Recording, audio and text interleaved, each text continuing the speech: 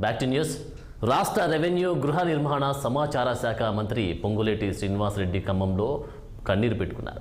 నగరంలో right choice academy ఆధ్వర్యంలో group 2, group 3, 4 SI coach సెంటర్ని ప్రారంభోత్సవానికి వచ్చిన మంత్రి పొంగులేటి కన్నీటి పర్యంతమయ్యారు.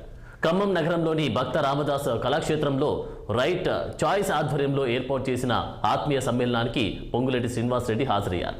ఈ క్రమంలో మంత్రి ప్రసంగిస్తూ కన్నీరు కార్చారు. తనని ఒంటరి చేసినప్పుడు కన్నీళ్లు కార్చాను అని, అయితే అభిమానులు బాధపడతారని ఆనాడు తాను పూర్తిగా ఎమోషనల్ కాలేదన్నారు. గత ప్రభుత్వంలో నిరుద్యోగ యువత వివక్షకు గురయ్యారన్నారు ఆయన. టీఎస్పీఎస్సీ ప్రక్షాళనకు మొదటి అడుగు పడిందన్నారు. ఎమోషనల్ అయిన పొంగులేటి శ్రీనివాసరెడ్డి వీడియో నెట్టింట్లో వైరల్ అవుతోంది. ఇక ఇదే అంశంపై మరింత సమాచారం మా ఖమ్మం ప్రతినిధి అయ్యప్ప ఫోన్లో అందిస్తారు. అయ్యప్ప, చెప్పండి కదా, ఖమ్మంకి సంబంధించినటువంటి అప్డేట్స్ ఏంటి? పొంగులేటి శ్రీనివాసరెడ్డి కన్నీరు కార్చడానికి కారణం ఏంటి? ఎందుకు ఆయన భావోద్వేగానికి గురయ్యారు?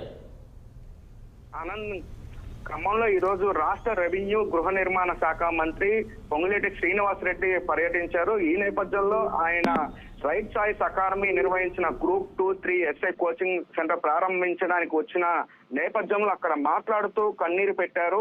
దీనికి ప్రధానమైన కారణం, గతంలో ఏదైతే వైఎస్ఆర్ సిపిలో గెలిచి తన ఎమ్మెల్యేలతో పాటు బీఆర్ఎస్ లోకి వెళ్లిన నేపథ్యంలో ఆ తర్వాత జరిగిన పరిణామాలు, అంటే పొంగులేటి శ్రీనివాసరెడ్డికి ఎంపీ ఇస్తాం, ఎమ్మెల్యే ఇస్తాం, ఇటు మీ సంబంధించిన నాయకులకు కూడా పదవులు ఇస్తామని చెప్పి ఆశ చూపి ఆ రోజుల్లో ఎన్నో ఇబ్బందులు పెట్టారు. ఆట బీఆర్ఎస్ పార్టీలో ఉన్న నేపథ్యంలోనే అప్పుడే ఐటీ దాడులు కూడా జరిగిన పరిస్థితి ఉంది. అంతేకాకుండా తన అభిమానులు, కార్యకర్తలు ఏదైతే ఉమ్మడి ఖమ్మం జిల్లాలో ఉన్నటువంటి వారిని కూడా వేధింపులకు గురి చేసిన నేపథ్యంలో అప్పట్లో వాళ్ళ సంబంధించిన కార్యకర్తలు, నాయకులు పొంగులేటి శ్రీనివాసరెడ్డి దగ్గరికి వచ్చి కన్నీరు పెట్టి మా పరిస్థితి ఏంటి, ఇక్కడ పరిస్థితి బాగలేదు, మమ్మల్ని కేసులు పెడుతున్నారు అని కన్నీటి పర్వతమైన నేపథ్యంలో అప్పట్లోనే ఆయన ఒంటరిగా కూర్చొని కన్నీరు పెట్టిన నేపథ్యాన ఈ రోజు గుర్తు చేశారు.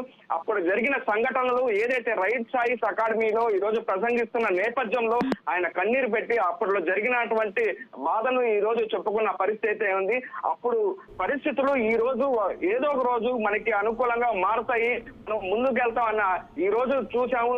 ఈ రోజు మన రాష్ట్ర ప్రజలు మనల్ని ఆదరించి ఈ స్థాయికి మనం తీసుకొచ్చారని ఈ రోజు చెబుతున్న పరిస్థితి ఉంది. ప్రధానంగా ఈ రోజు ఆయన మాట, గత ప్రభుత్వంలో నిరుద్యోగ యువత వివక్షకు గురయ్యారు, నిరుద్యోగులు అందరూ కలిసి ఇందిరమ్మ రాజ్యం తెచ్చుకున్నారు, అయితే అప్పట్లో జరిగినటువంటి తప్పులు ఈసారి జరగని అని చెప్పి గత రాష్ట్ర ప్రభుత్వం 6 లక్షల కోట్లు అప్పు చేసిందని ఈ సందర్భంగా అన్నారు. టీఎస్పీ ప్రణాళికకు మొదటి అడుగు పడింది అని ఈ రోజు జరిగిన కార్యక్రమంలో ఆయన చెబుతున్న పరిస్థితి ఉంది. అయితే అప్పట్లో జరిగిన ఇబ్బందులు ఈ రోజు గుర్తు చేశారు. Anand, thank you Ayyappa.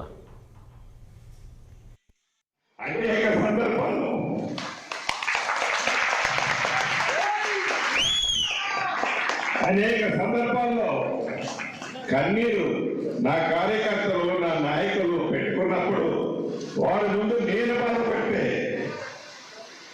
వారు బాధపడతారని దిగమింగుకొని ఒంటరిగా ఉన్నప్పుడు ఆ కన్నీరు కార్చుకునేవాడిని. ఆ కష్టం ఒట్టిగా పోలే. ఇది మీకు ఎందుకు చెప్తున్నానంటే, ప్రతి కష్టం వెనక సుఖం ఉంటది, ప్రతి సుఖం వెనక కష్టం ఉంటది. పుడతా పుడతా ఎవడు లక్షాధికారి కాడు, పుడతా పుడతా పదవులతో ఏ ఒక్కడు పుట్టడు. మనం నడిచే నడక, మన ప్రవర్తన, మన మంచితనం ఎప్పటికీ మనకి శ్రీరామ లక్ష్యలాగా ఉంటాయి. దాన్ని మీరందరూ మనసులో పెట్టుకొని కష్టం వచ్చినప్పుడు దిగమిగుకుందాం, సుఖం వచ్చినప్పుడు. ఈరోజు నేను రాష్ట్రంలో ఒక ప్రధానమైన మంత్రిలో చాలా ఉన్నతమైన స్థానంలో ఉన్నా. ఇంతమందిలో ఈ రోజు అందుకి ఎమోషనల్ అయ్యానంటే ఆ రోజైతే దానికి అర్థం లేదు. ఈ రోజైతే ఆ ఎమోషనల్ గా అర్థమేంటో మీరు అందరూ గ్రహిస్తారని ఇక్కడ అయ్యా. ఆ రోజు నేను బాధపడితే నా ఎమ్మటున్న లక్షలాది